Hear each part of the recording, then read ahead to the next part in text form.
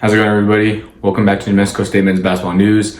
I'm Marshall, and as you guys see in the background, a lot of things are down, moving out this week, so that's why the background's a little more bland than usual. And unfortunately, throughout the summer, that might be how the background looks. I'll make some videos at my family's place, a little bit more stuff up in the background, but not a bunch of Aggie stuff. And then when I'm in Artesia, I'll be staying with some friends.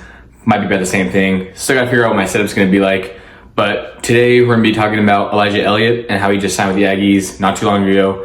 And we also offered AJ Smith out of Charleston. So we're gonna talk a little bit about both of them. I was thinking about making two separate videos for the both of them, but I decided to put it all in one. It's been a while since I've made a longer video or a video 10 minutes or more. So I feel like putting them both together will be good and just cover a bunch of different topics. So let's get straight into it. Elijah Elliott is a quick 6'1" guard. He plays some good defense. Every year he's played in college basketball. He's played the Division I level, the Division II level, and the JUCO level. He seems to always average a steal to two a game, which is pretty good. Blocks, he's a little bit smaller, so he's not going to get a whole bunch of blocks.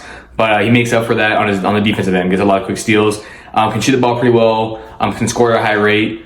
So let's talk more about that. He started his college basketball career off at Oklahoma Christian during the 2020-21 season. So that season did not count towards eligibility just because of COVID.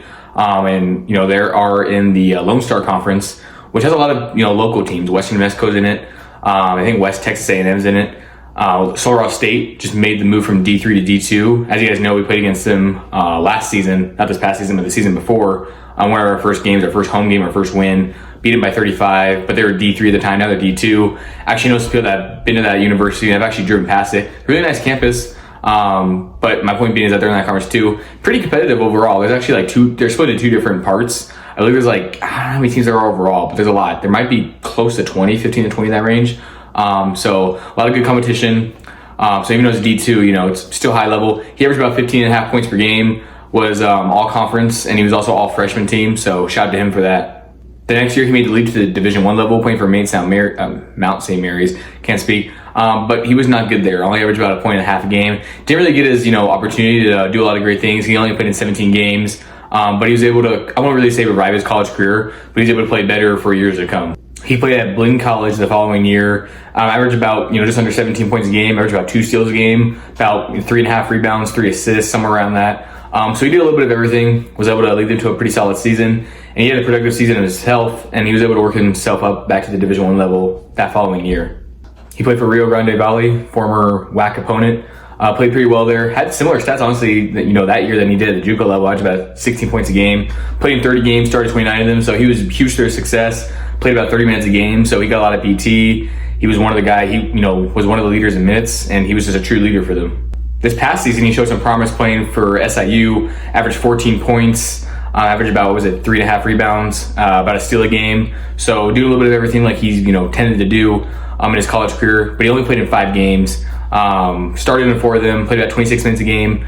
And he had an ACL injury, which sucks. My favorite player, Damian Lillard, just had that Achilles injury. So his Achilles, ACL, the MCL. Anytime you hurt one of those, it's just not good at all. So he's out for the rest of the year. But he's making his return, to college basketball this upcoming season.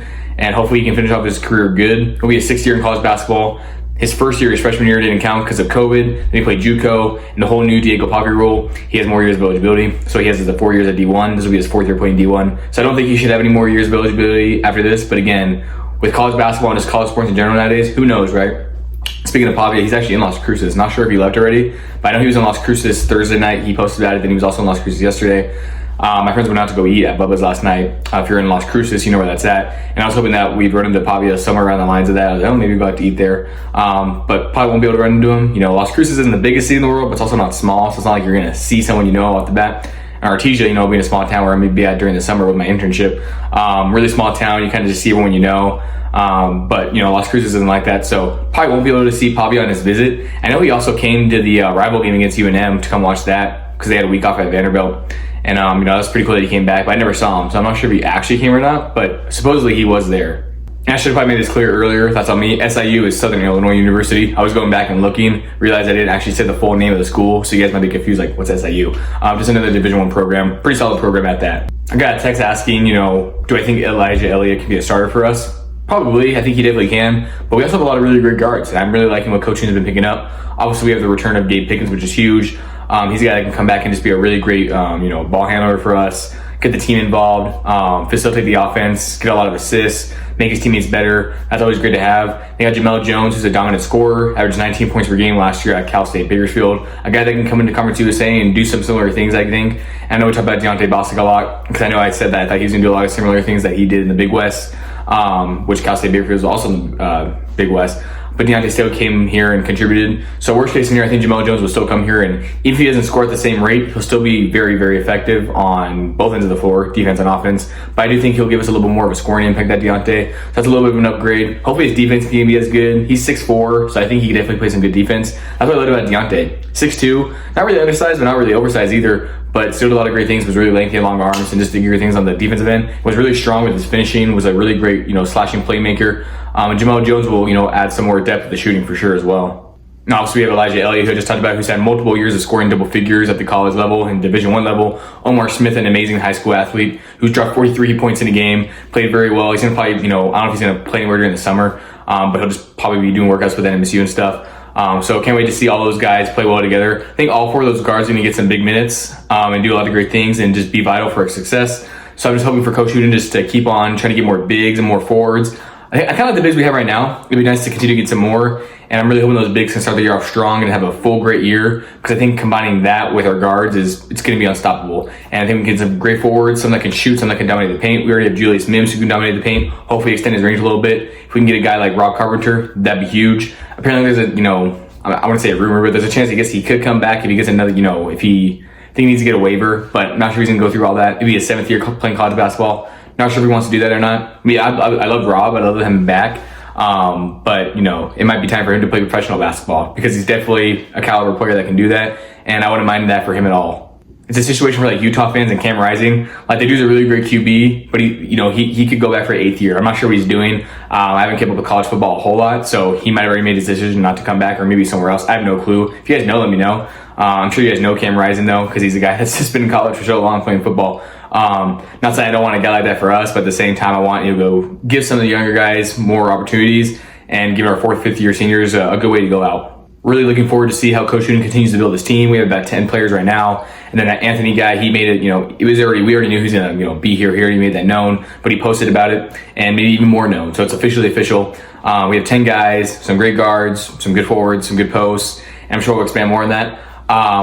Maybe Coach will get some more guards, but I think right now we have our core, and I'm assuming that he'll just get more forwards and posts, like I've been saying multiple times already. So can't wait to see how the team finishes off. We need about 3 more players to hit 13. I think you need 13 scholarship players. But again, I'm not sure even if Marvin Cox is or not, so maybe we need an extra guy. But we always end up with 2 or 3 extra dudes right before the season starts, or even throughout the season. So I think it would be good. I'm kind of surprised, honestly, because there was a little bit of time we weren't signing anybody. It was kind of scary for us. And then the past week or two, we signed 4 guys. So that's huge. I'm sure Coach Hooten will continue to do that. And who knows, maybe we'll have a roster built by June and, start practicing right off the bat in summer school and stuff. I believe all the players on the team need to be taking at least 1 class for 3 credits. That way they can do that, either whether it's online or in person. I think most online classes are meant for summer and stuff.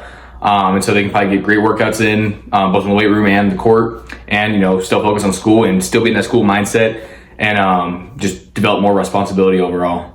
Now we're going to make the transition to AJ Smith, who is 6'5". I believe he's played 3 years of Division I basketball. I don't know if he's played anywhere else, but I don't believe so. And if I'm wrong, well, sorry for that. I couldn't find anything on it. But he has a, pretty solid college basketball career so far, so let's get straight into that. Obviously, we just offered him. I don't know if there's a good chance we'll get him. He has offers from Duke and Washington, which are both really good schools, especially Duke.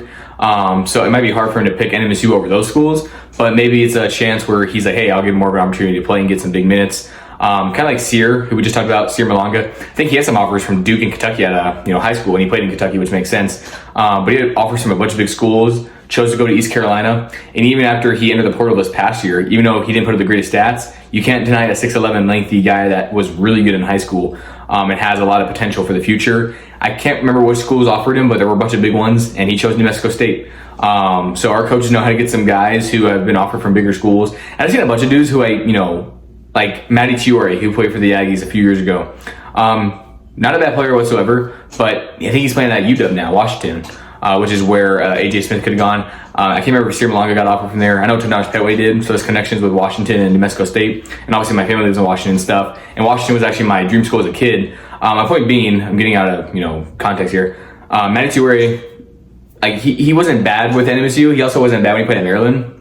There was like a 1.5 in like limited minutes, but it's like Washington after only averaging 1.5. You just never know nowadays how it's going to work. So getting back to AJ, he played his first 2 years at the Citadel, and I think that's how you say it. His first year averaged about 6 points per game. The following year averaged about 16. So he got offered to go play at the College of Charleston and played pretty well there too. Averaged about 11 points. So he averaged 6, 16, 11 for his college career. Averaged about 11. We're going to be quicker with him just because the main highlight of the video is Elijah. But I want to take a little bit about some more signings. And I don't feel like we'll get this guy, but I know Coach Huden did post about, he posted another like Aggie up, getting all hyped up after we signed Elijah. So I'm not sure if he was posting it for that or if he was posting it for possibly AJ, or maybe he picked him another guy. I don't know. Maybe he just signed another guy and I don't even know. I mean, there's been times obviously I made videos like, I made a video about us getting Julius Mims. And then I was like, oh, maybe we'll get Jamel Jones. And then literally like right when I was about to upload the video, I saw that we signed Jamel Jones. So we'll see who Coach Huden continues to go after. And like I said about the guards, we already have 4 really good guards. And AJ is definitely really talented too. But he might look at the situation like, oh, you guys already have 4 really good guards. Having 5 in the mix might be kind of tough for all of us to, to work together. But who knows? We'll see what the future holds for us.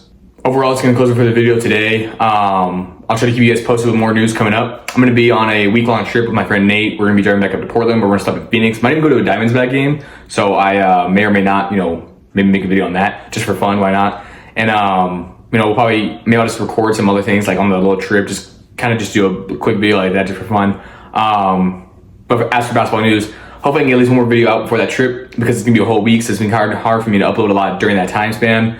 But I'll definitely try to if I can. But if not, just know from May 8th to May 16th, or even I guess technically I won't be back in Washington till May 18th. I'll be in Portland on the 16th. So there might be, 7 to 10 days, a week to a week and a half where I don't upload. But I'll try to post as much as I can. But trust me, I'm not, forgetting about you guys. I just got stuff to do. But then when I'm back in Washington, back in Artesia, be definitely bringing you guys a bunch of content, assuming a lot of good news. And it's been so nice making videos about new signees. I know for the longest time we were just making videos kind of just talking about guys that have been offered, but it's nice to make videos about guys that have signed with the Aggies. I know we talked a little bit about some offers today, or offer, but nice to talk about the signing overall. Really hope you guys enjoyed it. Let me know what you guys think about this signing, what your opinions are on it, and I'll see you guys next time.